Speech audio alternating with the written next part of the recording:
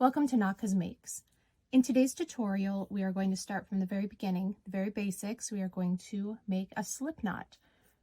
So in order to start, you will need a crochet hook. This is an aluminum Boye, B-O-Y-E hook in 5.5 millimeters, an eye hook. I've also got some worsted weight or size 4 yarn. Whatever you have to start to learn, just make sure you're comfortable. Now, the first thing we're going to do, you have 2 ways you can hold your hook. Again, you do what's the most comfortable for you. There is the knife hold, so just like you would hold a knife. And there is the pencil hold.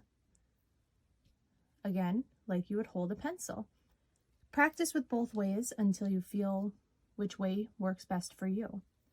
I'm more of a knife hold person. All right, so we'll set that aside for now. We're going to start with our yarn. I'm going to show you 2 different ways to make a slip knot, and maybe you have another way that you prefer. So first thing I'm going to do, I take my hand, I'm going to wrap the yarn, or set the yarn rather, on my bottom 2 fingers and tuck those away. Now these top 2 fingers, I will wrap my yarn around to form an X. So you see the X here. Now we're going to take the hook, bring it inside there, under this top one, turn and hook this other piece of yarn, pull through and turn again, slide your fingers out, and pull to tighten. So now you have a slip knot. Now one way, if you pull, it's going to loosen, and the other way, it'll tighten. So we're going to try this one more time. You take your hand, secure it, wrap, wrap, grab your hook,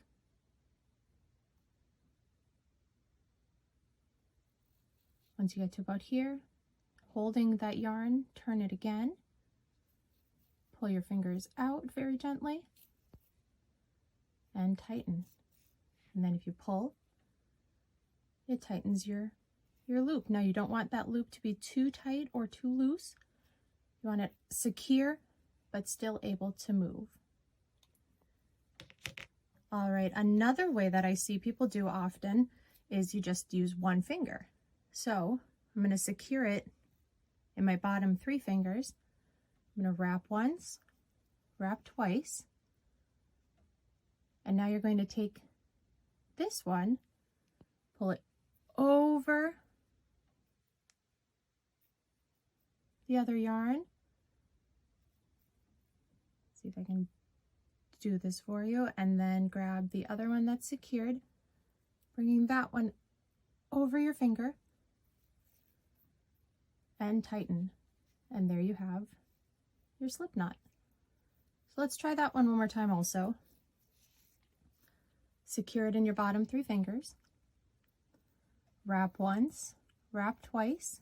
I'm going to hook it like that, grabbing this yarn, bring it over the first, grabbing the first, bringing it over the other and your finger, and there it is. So whichever way works best for you, practice that a few times. Then you put your hook in, tighten it up. Again, not too tight, not too loose.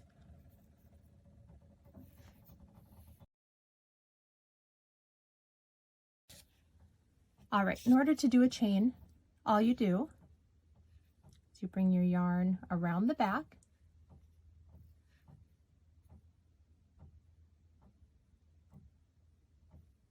and through. Now, one thing you're going to want to practice is how you hold your yarn. Everybody holds it a little bit different. There's no right or wrong way to do this. This will just help with control, with your tension. Myself personally, if you can see how I'm holding mine, and then I secure it with my pinky. Now, after a long project, my pinky is really, really tired. So keep that in mind as you're finding the right way for you to hold your yarn. All right, so now let's try this again. We're going to bring the yarn around. Now, as your project grows also, you'll want to use your thumb and pointer finger to start kind of holding on to your project. And that'll help you with your tension. It'll help you so it's just easier to get these stitches through. All right, so you're going to go over. Now, if you see the yarn is hooking underneath this like neck area, you want it to stay there as you bring your other piece of yarn over and through. So then that one will become your secure yarn. Another way you can do this, if this is still kind of difficult, when I've taught children actually in the past, the way that we would start learning chains is they would bring their yarn over and then they would grab this other piece of yarn and very carefully lift it over. So now that's going to give you these big wonky chains, but until you kind of get the handle of this or hang of it, it's a nice way to get started.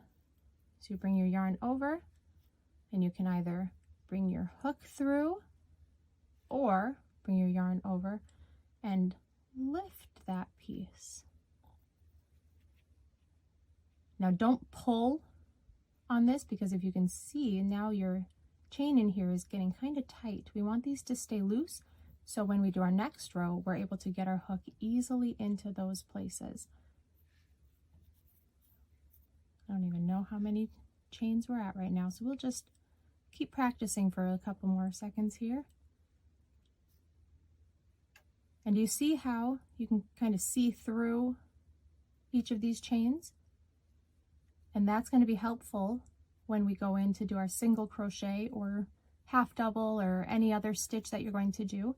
You're going to want to be able to easily fit your hook into there. You don't want to have to struggle to get in, then your tension is too tight, and that means that you just need to adjust a few things, which usually is from how you're holding your yarn. So we're going to yarn over, bring your yarn through,